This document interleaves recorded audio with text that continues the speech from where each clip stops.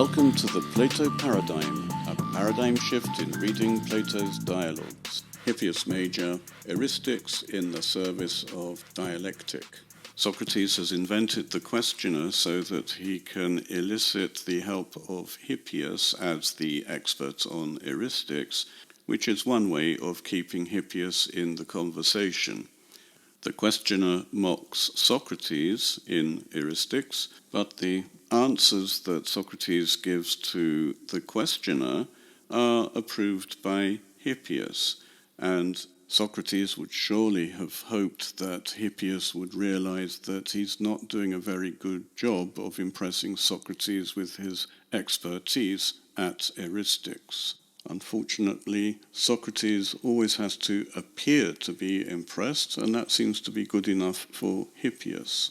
Hippias does do his bit to avoid appearing to be inexpert, to say the least. He always stands back. It's not him losing, it's Socrates. Socrates loses to the questioner. Hippias is simply an outside advisor. The questioner asks 3 times, what is the fine? And 3 times Hippias gives an answer, which is designed to shut the questioner up. The crowd, the audience listening to the Eristic debate, would approve of these answers. The questioner is so good at Eristics, however, that he manages to turn the opinion of the audience until they agree with him against Socrates. And Hippias, who knows how the many think, also has to agree that these refutations work. They're terrible when it comes to logic, but that's not the point of Eristics. In this summary, I'll just show what the answers are and how they are refuted. I'll be leaving out a lot of important detail, but this is enough just to understand how the so-called philosophical part of the dialogue is conducted. Socrates makes it clear that the questioner is asking for that by which all fine things are fine. This is the fine, to kalon. Hippias chooses to treat the fine as a particular fine thing, the fine thing.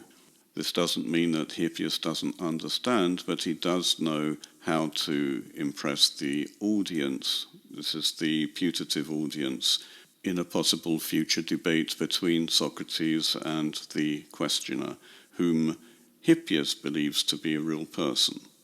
Hippias' first answer is that a fine maiden is a fine thing, parthenoskele kalon esti, and this is something irrefutable.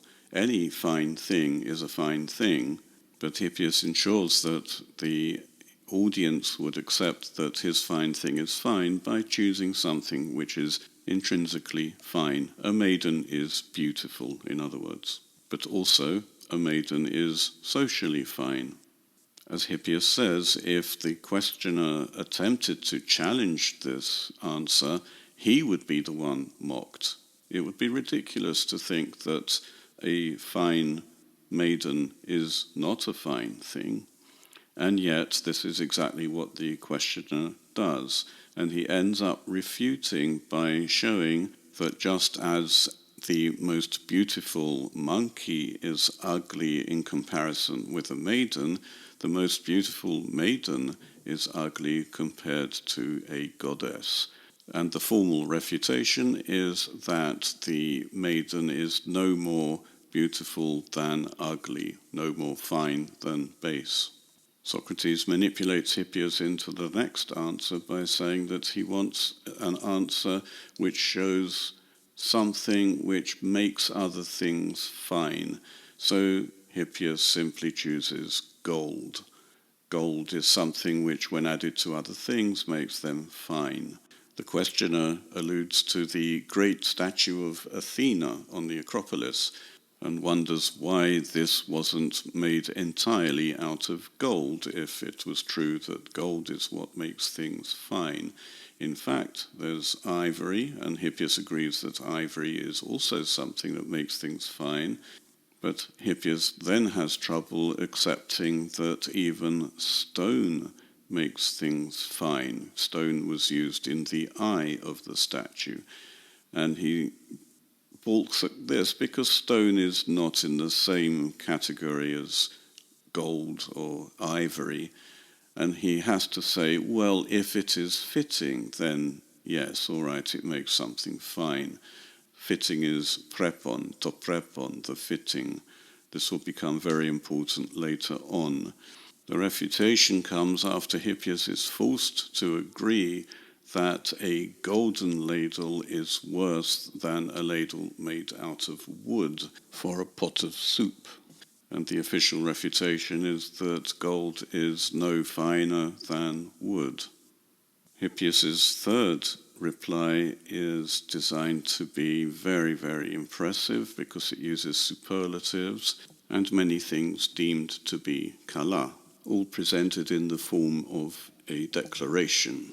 I say now that always to everyone, everywhere, it is kaliston, most fine, for a man being rich, healthy, and honoured by the Greeks, who has reached old age and has buried his deceased parents finely, to be finely and grandly buried by his own offspring. This is easily refuted by pointing out that it is not the most fine thing for gods to bury their parents or their offspring.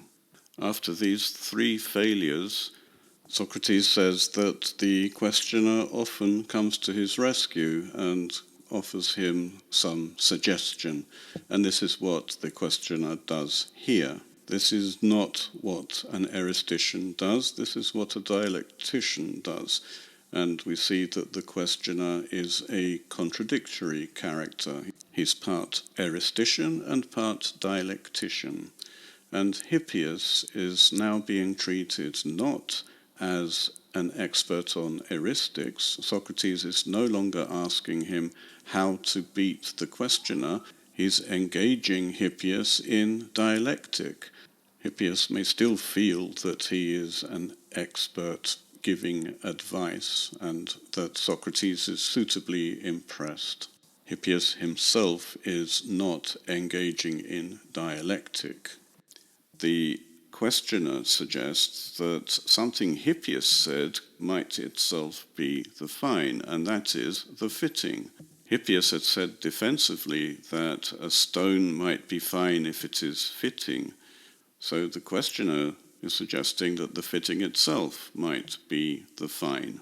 Socrates here is giving Hippias an example of dialectic, where we take ideas which have been raised in the argument and examine them to see if we can learn anything from them. In the three eristic answers Hippias gave, there was absolutely no development because the answers were designed for one thing: to shut up the questioner. The questioner's suggestion is refuted very quickly because Socrates raises the problem whether the fitting makes things be fine or appear fine, and Hippias thinks that the fitting makes things appear fine.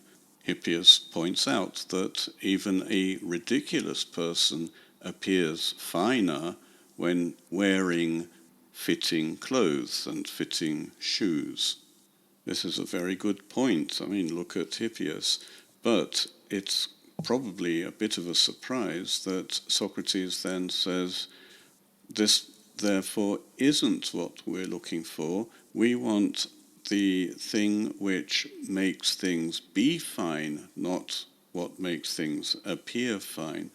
And the fitting is dropped. Socrates now gives three answers of his own. We, the Greeks, say that useful things are kala, fine things, and therefore Socrates suggests that the useful is the fine. Once Hippias agrees that useful things are fine, Socrates suddenly concludes that dynamis is a fine thing. And we remember from Hippias Minor that dynamis was the idea under consideration there. And we found there that people appear to be good when they have ability or power, and the many don't consider what the ability is for. Is it for good or for bad? Only the dialectician has ability for good, always. Socrates raises that point here by asking whether a useful thing for bad is still fine. And Hippias tries to save the useful by saying that at least what is useful for good is fine.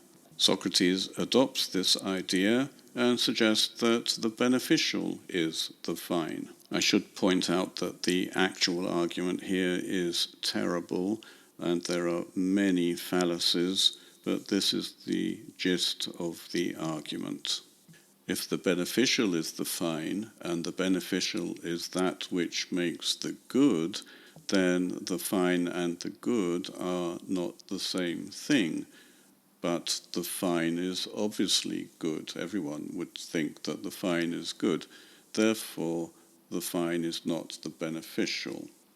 This is the refutation of Socrates' first and second suggestion, that the fine is the useful or the beneficial. It's around this point that Socrates reintroduces the questioner, and Hippias reacts against the questioner, which allows Socrates to conclude that Hippias hasn't been thinking dialectically at all. He's just been agreeing with Socrates in order to appear expert to Socrates. It's a well-known fact that if anyone agrees with you, you will consider them an expert.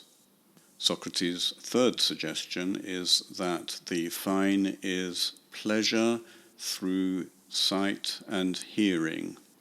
This is obviously problematic because pleasure through hearing alone or sight alone should also be fine. But here we have the fine being the pleasure through both senses together. An attempt to combine the two senses into one by calling them the best actually doesn't help, because the best senses implies that there are other senses. Furthermore, Socrates misconstrues best as most beneficial, and this would have allowed the questioner to return to the previous refutation, because the fine is not the good. The final refutation, however, is not forthcoming, because it's at this point that Hippias attacks the questioner's tendency to pick holes in arguments, to take hold of one small point instead of looking at the big picture, and so on.